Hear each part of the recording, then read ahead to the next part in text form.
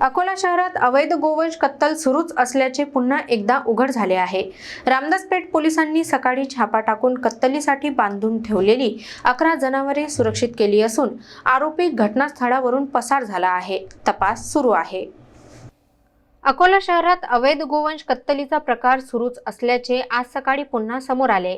रामदासपेठ पोलिसांनी केलेल्या धाडसी आणि तातडीच्या कारवाईत कत्तलीसाठी निर्दयपणे बांधून ठेवलेली 11 गोवंश जातीची जनावरे वाचवण्यात यश आले।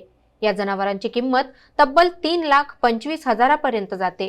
पोलीस निरीक्षक शिरीष खंडारे यांना मोबिनपुरा मस्जिद जवळील गल्लीमध्ये गोवंश कत्तलीसाठी ठेवण्यात आल्याची गोपनीय माहिती मिळताच पहाटे 6च्या सुमारास पथक त्या ठिकाणी दाखल झाले। पोलीस अचानक आल्याने आरोपी अंधाराचा फायदा घेत घटनास्थळावरून पळून गेला। मात्र कत्तलीपूर्वीच 11 जनावरे सुरक्षित केल्यामुळे पोलिसांच्या तात्काळ कारवाईचे कौतुक होत आहे।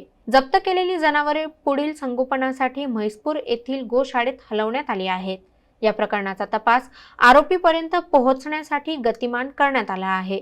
शहरात सुरू असलेल्या अशा अवैध कत्तलीला आळा बसावा यासाठी पुढील दिवसात आणखी कठोर पावले उचलली जातील अशी माहिती पोलिसांनी दिली।